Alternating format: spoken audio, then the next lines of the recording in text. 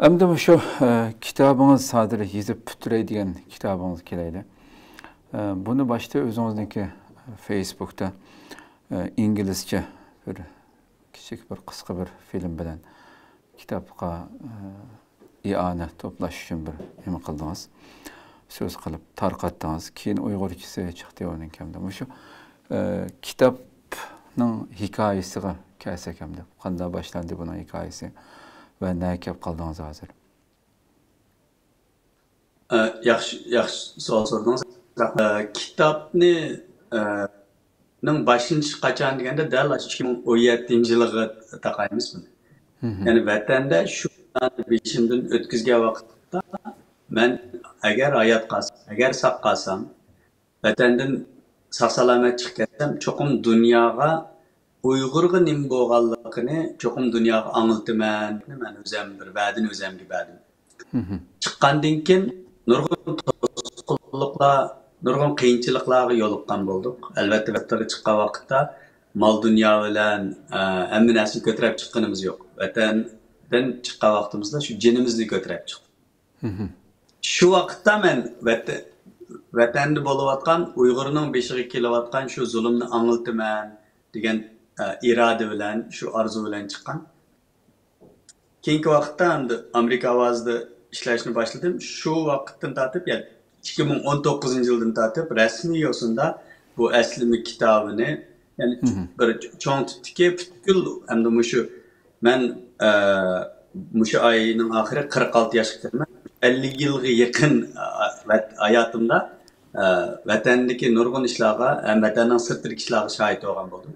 Buni dunyodagi o'qirmanlarga ingliz tilida ham o'qishliq, hem o'qig'isi keladigan, hem bilgisi keladigan holatda Uyg'urning hikoyasini, Uyg'urningki beshidan o'tgan zulmlarni bir shohidningki bir yorqin deb berishi bilan buni tarixiy, ijtimoiy, siyosiy shu vaqtlardagi dunyodagi nurg'un uchurlarni tang yug'urib turib deb berishni zarur topganligimdan 2019-yili yozishni boshlagan bo'ldim.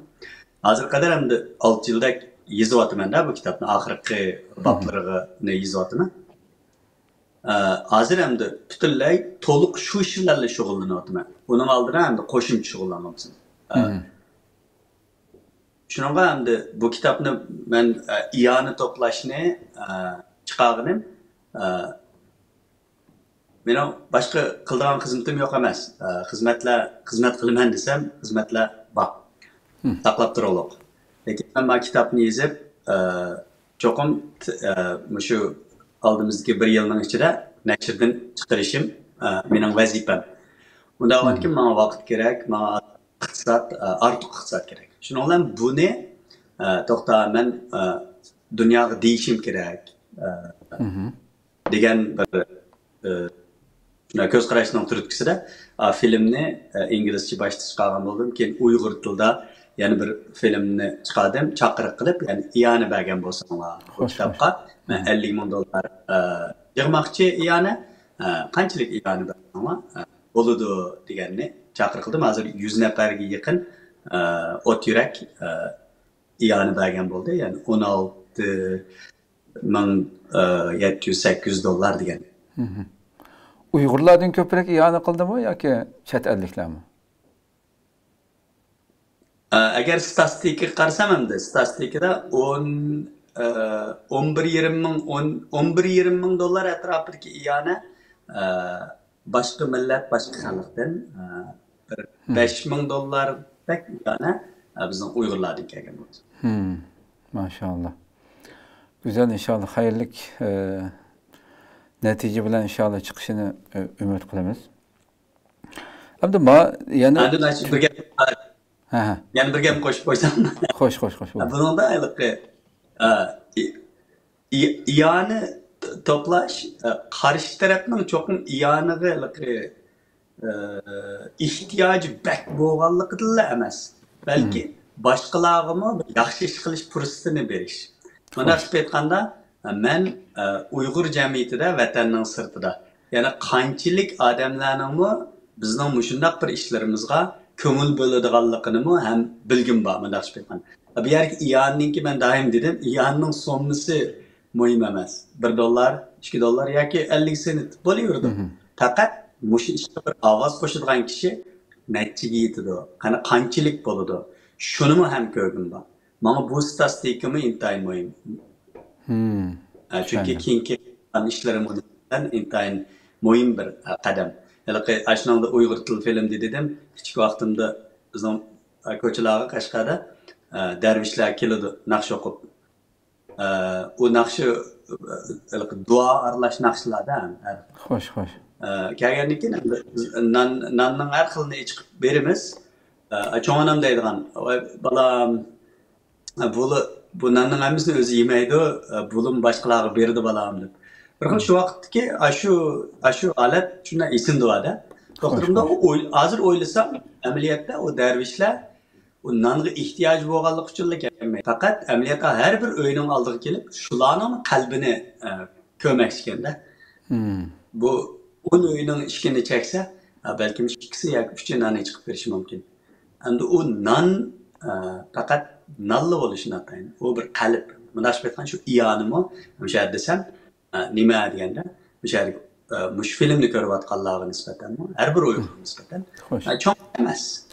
Qanchalik bo'lsa, iyoni qisib. Bir xil iyoni filmidek ta'sir berayotgan bo'lsa-mu, deb qo'yishni zarur topdim. To'g'ri. Am Qosimjon vatanda egilik tikilgan mush bo'lib Uyg'urcha e'loningiz nisbatan vatanda egilik tikilgan masalan Amerikada muhalliq saviyada yashayotgan, uy-mulk tijorat qilayotgan bir kitobni o'z oldiga nashr qilmoqda kuchli emas, nima ish buni e'lon qildi degandek savollar bor. Siz bunga javob berayotgan bo'ldingiz yana hozirgi gapingiz bilan-chi? Buni anglagan bo'ldim. Rahmat. Unda yana bir gap desam, bayatni dedim. Men xizmat emas dedim. Masalan, hozirning o'zida bir cho'ng bir o'ringa masalan maslahat cho'p ishlayapman. Qo'shimcha, lekin vaqtim jiq emas. Faqat haftada bas ishlayman. Nima uchun? Men kitobni yozmasam bo'ladi. Boshqa vaqtda.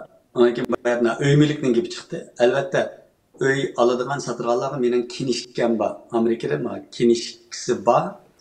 Uy-mulk vakolatchisi deymiz, vositachisi bo'lish kerak.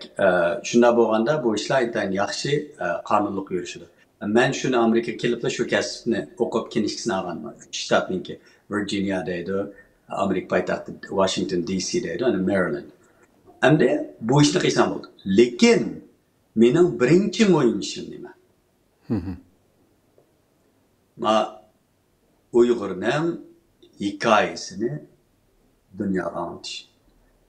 Bu birinchi muhim ishim. Ikkinchi muhim ishim Uyg'urning hozir xabarini dunyoga beradigan cho'ng ikki muhim organ. Biri Erkin Asiya radiosi yo'q. Taqaldi. Amerika ovozda bayatni deyilgandek men batdim inglizcha ham xitoycha xabar ishlaydim. Uyg'urcha programmani taqi yaqinda boshlagan edik. Lekin u yo'q.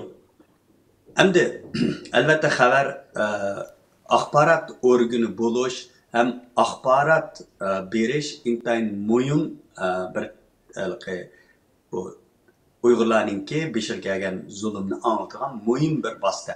Bu vositani cho'qim taraqqiy qildi. Mening yana bir qilayotgan ishim Uyghur Monitor deb inglizcha ashuna atildi. Uyg'ur kuzatuvchi desak bo'ldi. Ashundoq bir axborot organini qurish uchun hozir shuni tizimga oldirib, shuning ishlarini qilib, shuningga ya'ni iyoni to'plab bu hamda xalqda e'lon qilgan emas bu ma'lum. Har xil Amerika planda tashkilotlar uning bunga hozir qilyapman shu ishlar. Demak, cho'ngroq bilan kelgusi. Tushundim. Ko'p rahmat yani. Bundan keyingi planingiz nima? Endi kitobdan boshqa demoqchi edim. Uningga bir uchini berdingiz yana Uyg'ur Monitor degan ish uchun qilyapman dedingiz. Inshaalloh uningga muvaffaqiyat tilaymiz.